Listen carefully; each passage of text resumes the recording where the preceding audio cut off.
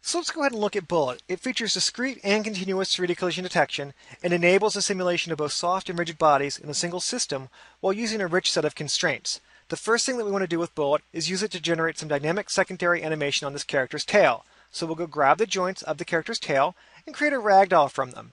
Basically what Bullet's done is it's gone through for each joint and created a collision object and then joined those collision objects together with constraints. The constraints have the ability to look to the original skeleton's limits to adjust how much movement they're going to have. That combined with dampening values goes into making the overall look and feel of the ragdoll.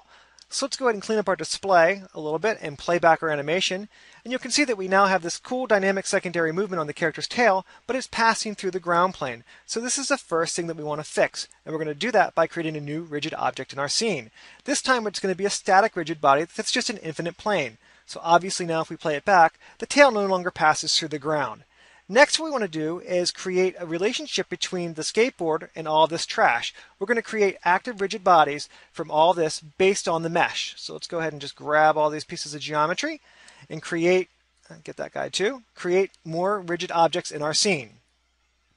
So now that we've made those active rigid bodies from those meshes, if we play back our animation, you'll see that there's a couple problems. First, the skateboard drops to the ground, and notice the movement of these objects. They're kind of floaty. So what we want to do is fix both of those problems. It's really simple to do. We'll grab the skateboard and we're just going to switch the type of rigid object that it is. Instead of being dynamic, we're going to push it back into a kinematic rigid body. So it's going to go along for the ride of that original animation. I'm going to go and grab the solver and increase the gravity so that those objects don't look quite so floaty. So now if we play this back, notice the effect on the tail. It's getting sucked down because of that higher gravity and those objects no longer float. So that simulation looks pretty cool. There's still one problem. We have a bag of chips that's floating up here in the sky.